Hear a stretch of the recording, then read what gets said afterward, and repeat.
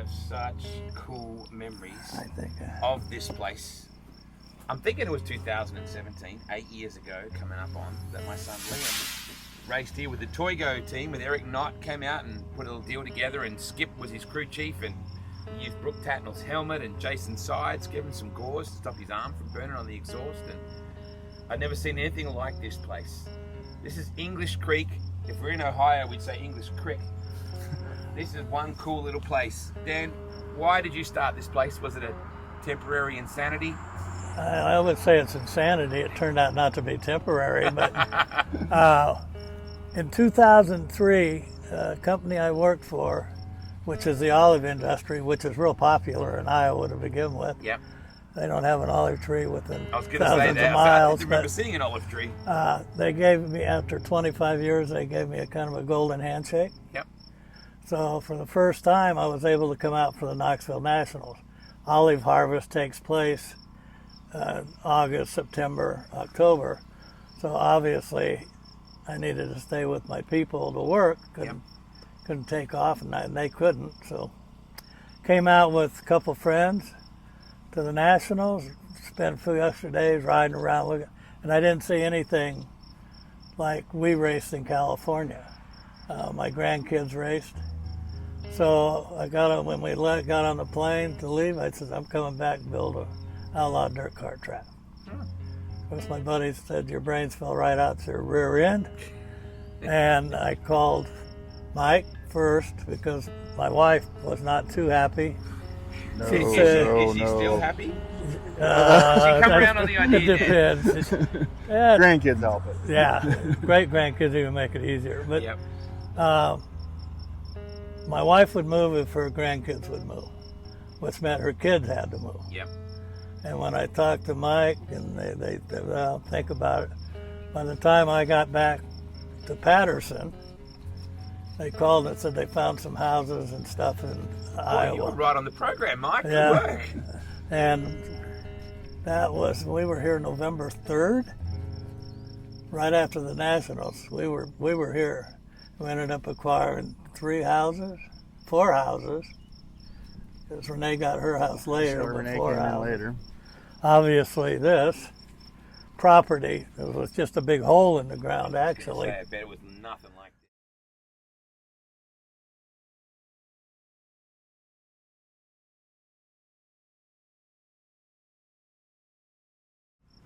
this. And then we got with some people and started moving dirt, building a racetrack. Started with a couple other people, some engineers, and they had Rick Schilling doing dirt work for them. Yep. And then finally Rick come into my office and he says, we got to get rid of those guys. We can do this thing. Love it. And obviously that was costing a lot more money if we could eliminate a couple guys. Yep. I was all over it. So we did. And the way it sits right now is the way, other than the grandstands, the fences and everything, is the way it was when we ran our first race in 2004. Is it a 1/6 mile? Is that what I heard? Yeah, 1/6. And where did you come up with the idea for the banking? Like, what was your idea behind that? Cycle Land in Chico, California is pretty much close to that. God rest his soul, Lo Morale actually gave me his plans. Yep. And so we just kind of duplicated that. Exactly. I think we're a little bit longer, I think. Maybe not. We're 1,000 feet around. That's the easiest way, 6th, 5th, whatever, however you want to say But that. she's steep. Like, it's got some banking on it. Yeah. They get ripping around here. Yeah, that's what most of the people that come, that's what they like about it, is that they're not racing on a flat track. It's not a typical go-kart track, let's put it that way. Yeah. The go-kart tracks, not, for lack of a better term, go-kart, flat carts, they just kind of like to run in a line. They don't seem to like the banking as much. And we like the banking. We like to let these kids go. Absolutely. When you think back now, this has become a breeding ground for so many sprint car drivers here in Iowa and beyond. But, you know, when you look at their last names, I don't always recognize their first name, but I certainly remember their last name. You've created a legacy here, Dan. I like to think so. I like to think we did, being our family. Yep. That they can look back as this track operates today. versus 20 years ago. The kids that were in the 13, Yeah. 14 years old, our grandkids, Yeah. and their dad, they're running this place. Yeah. So it's the whole collective family. He seems like a quiet but stubborn man to me. You'd have to be a little bit stubborn. He's stubborn. For a split second, I was worried you weren't going to agree with me. I agree with you. It's his way most of the time. We butt heads quite a bit. But at the end of the day, it was It's all family. Yep, just family. Yeah, I think I get different numbers. John McCoy and Bob Baker, they all seem to have kind of a number in their head Yep. of cars that we've had at Knoxville. It's like close to 30, 28, 30. Mm-hmm. So we feel good about that. And that's part of that coming from California, coming here too. Yep. Was not just the racetrack.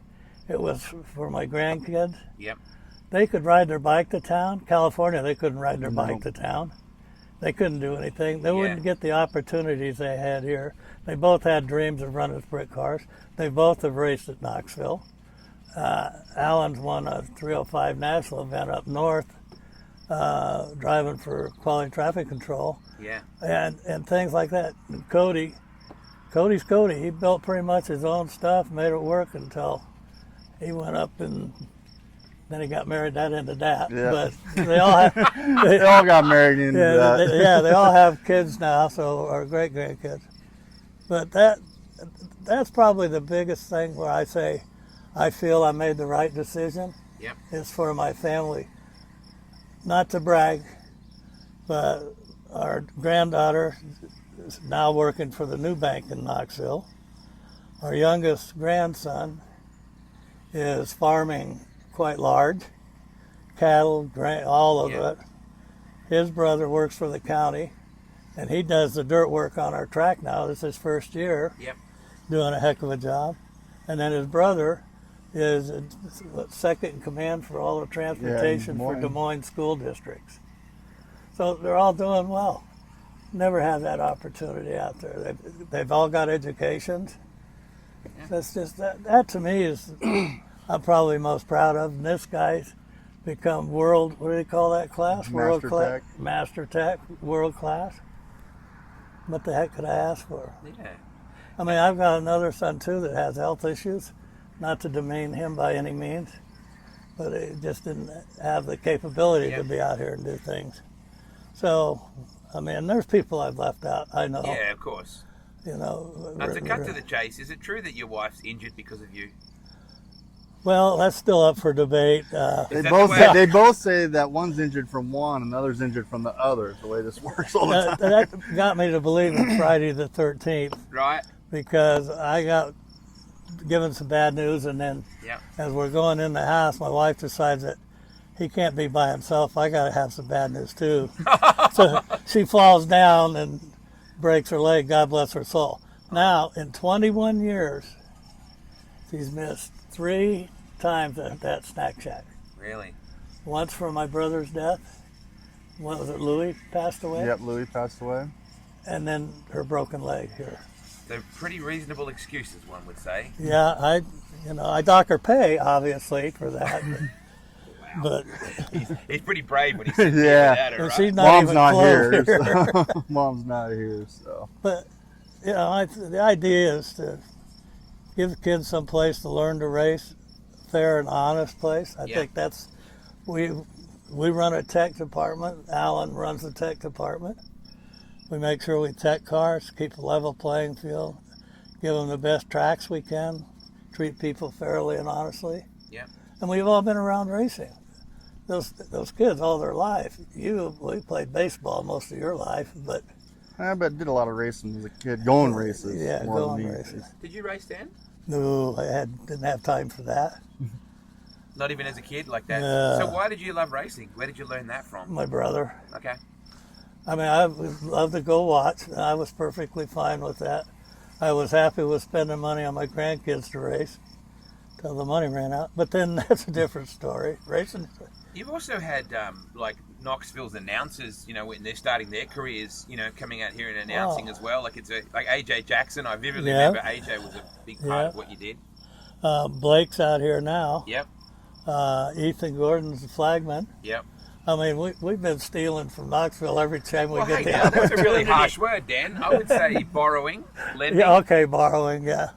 But Knoxville's been very supportive of us too. So Well, they see it as a great obviously. breeding ground as well, Yeah, Dan. It's a good, but Mike, it's a two-way street. This deal, right? Yeah, I mean they're getting drivers from us Yeah. to fill in the boots that are leaving their they're leaving their track. So yeah, I feel that we're kind of giving, and then they give us their give kids. us theirs. Yeah, we're kind of getting both here. Those people that come to Knoxville who've never been before, they might not understand how close you really are. It's like a 15-minute drive, right? Yeah, it's amazing how many people live in Knoxville don't know we're here. Don't know we're even here. Yeah. We participate in some of the fundraisers and stuff that they have in Knoxville, like the Halloween stuff Yeah. dealing with kids. And there are people come, where you at? Where you at? With kids, don't even. Yeah. I mean, Halloween, I don't know. We gave 500 little ducks was a popular thing. Yeah. Yep. My greatest thing is when I hear people pop up talk about this racetrack, because it's out in the middle of a cornfield. Yep. All of a sudden you come over the hill and wow, there's a racetrack here. Really? It's very much that's like the Field of coolest Dreams. thing. It's Yeah. very like Field of Dreams. I made that comment. It's my field of It dreams. is. It's Dad's. Yeah. I mean, Yeah.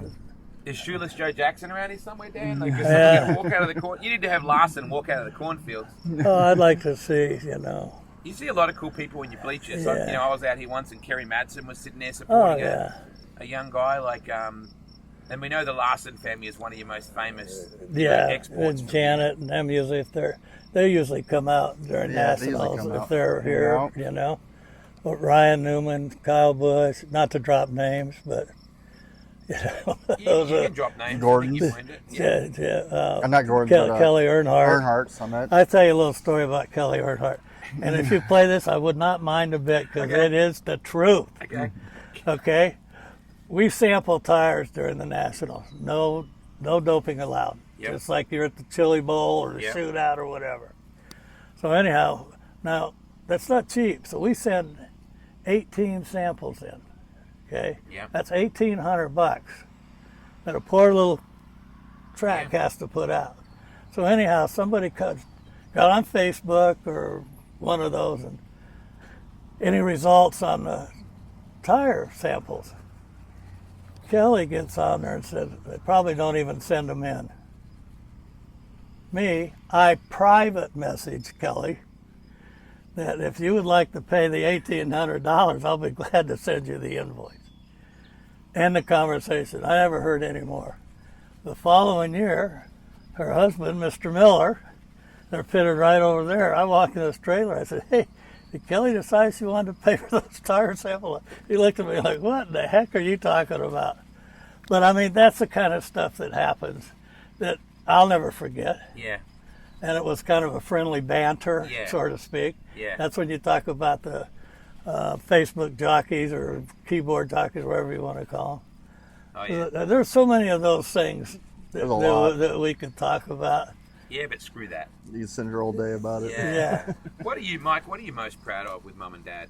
Mom and Dad. Well, 40 years I put up with your mom. yeah, that's. I didn't say that, Mom. He's brave when he's out here by himself. Yeah. I guess it was a neat deal. Dad came out, and like I said, actually parents built a shop on my property. It's Yep. 40 by 40. We put an apartment in there. And like he was saying, he came back from the Nationals. Mom did not like that. I remember her complaining that he came back here for the week, but he had a vision, Yep. and he fulfilled it.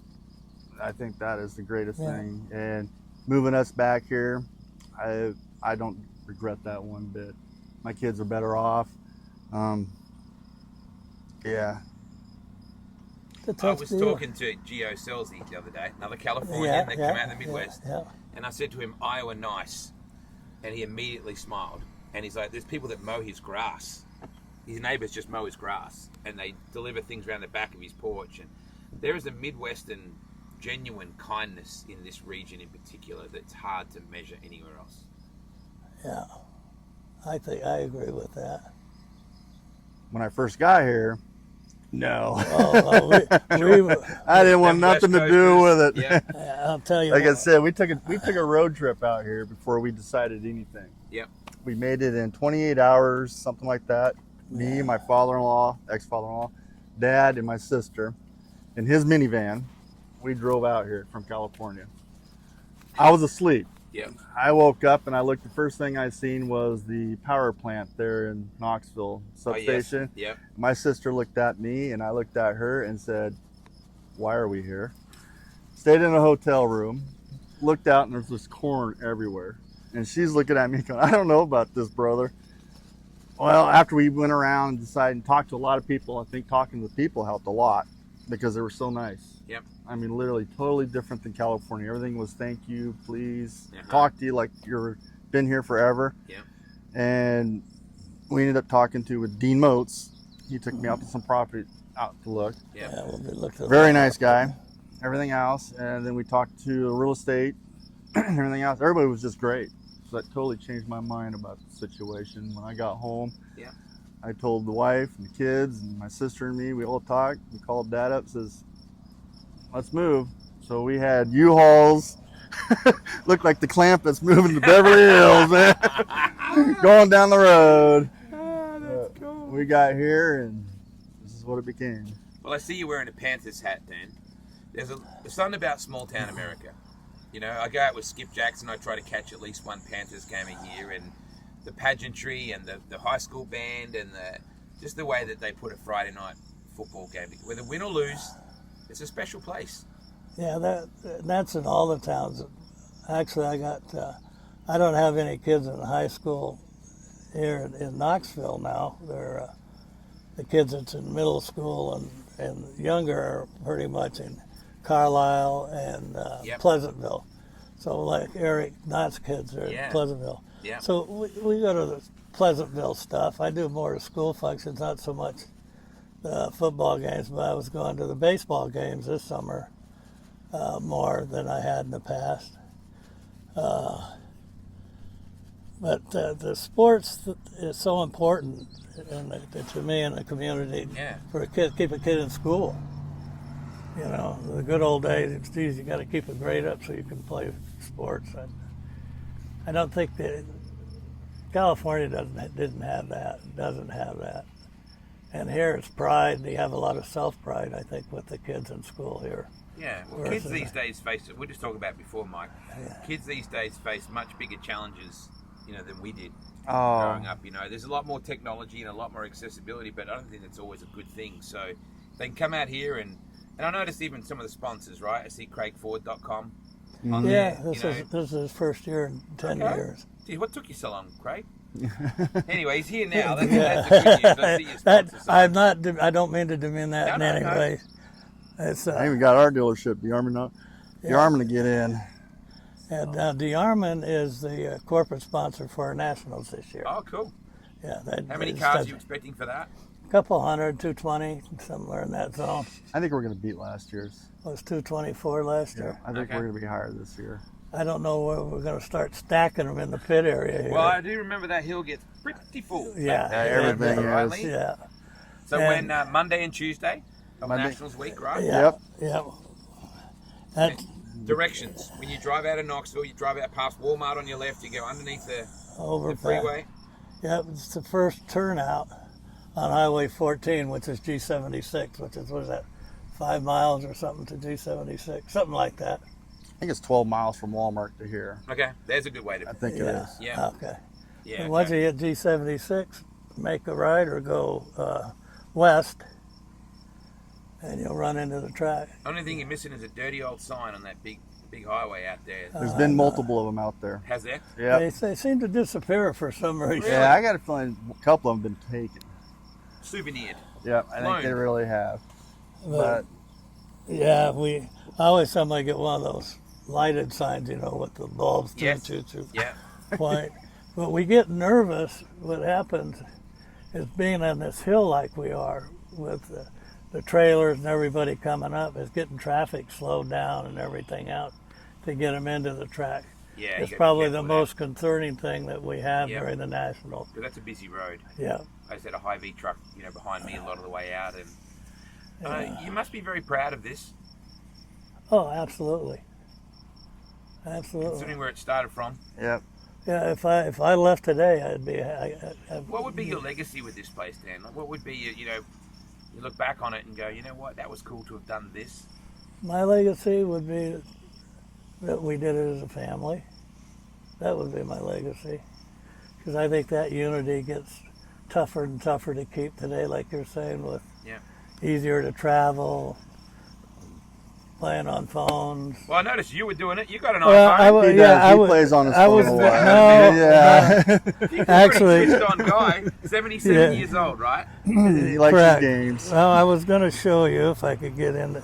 Like half the time, I don't know how to work the darn thing. So if I go here, and if I pull up English Creek, it's got a picture of the track during the Nationals. Yep. And I don't know if you saw that or not. It's a beautiful picture. Is that aerial shot, you mean? Yeah. Yeah, it's beautiful. And Greg from Design in Knoxville does the metal work. Oh, yes, yep. He's laid that out. He's doing our plaques, and he laid that out on plaques to where that sun shines right through the wing of our logo. Really did a nice job. And Mike's got them and Raymakers working on our shirts for this year. Yeah, cool. They're going to be something special this year, I think. Really do. I like to. It's a very fast-moving world these days. People tend to be very reactive, and Dom Selzy called it tender, but not in a nice way. It's like we get too sensitive to things and we get burred up. My challenge to people when they come out there this year is to shake your hand, and with no other intent but to say thank you. And also, Grandma, is she going to be in the shack or is she going to be laid up? Well, I think we're going to have to. She'll be in the shack. I think we're going to have to probably develop a sling or something. Something. She's not going to stay home. I mean, I have to go to a doctor's appointment. I can drive myself. She don't have to go, but she's going to be in that car right alongside. That car's rolling. She's in it as a rule. I'm surprised, actually, not surprised that she's not sitting here because she's not one for being out front of anything. Yep. She likes to sit back and be the queen, so to speak. She's a workhorse, not a show pony Oh, like you do. yeah, right. There you go. Perfect. If you play that, my wife will love you forever. I'll make sure she sees this. It's always good to see you, mate. You've done an incredible job. All your family's done an amazing job out here, Mike. And like I said, this was a special place to me, having my son race here. It's the only place he's ever raced in America, so it was... And having Skip and Brooke and Sides and all those guys out here at the time was very special to me. So. Yeah, this place is... I think I'm very, very lucky as a father. Yeah. I get to see my kids constantly, where most people, you know, they grow up, your kids do, they go off to school, they get a job, and you don't see them except for holidays. Here, Friday nights, I get to see my daughter, my boys, my dad, my mom. We're out here working, you know, my kids actually out here working more than I do during the weekday. Well, they're younger. I got an older stepdaughter. She comes out and helps us scoring. She's done it awesome. quite a long time, Taylor, and I feel I'm pretty lucky. This track keeps my family as we see each other. Just basically, we talk about every day. I mean, I get to see them a lot. Just tell me we're not lucky just to be sitting here talking about this place. Right on. You can't ask for any more than that. From olive trees to cornfields to dirt carts. God bless America. Yeah. And I think we have that, the family thing. And it's the most emotional sport you'll ever get in auto racing. Yeah. Highs are super high, the lows are super low. And I mean, I've got a reputation of telling you to load your shit up in your trailer or shut up. You got your choice. If most people would listen to that, we'd have no drivers. We'd be a dirt track with nobody here. But they don't listen to them anymore. Because, you know, we get so excited, and we've done something this year that we really haven't had to do, and that's try to curtail profanity in our pit area and in our track. I don't remember ever really doing it. We've had issues, but never really felt we had to post something to quiet it down. I respect the flag out here, you know, what this stands for, this place. So I think that's part of what you built, Dan. Yep. It is. It comes off the track. Sometimes the family, you know, we butt heads. Most important thing, family. Don't forget the racers. Without them, we're not here. Yep. Absolutely. Good to see you guys. Good to see you. Thank you.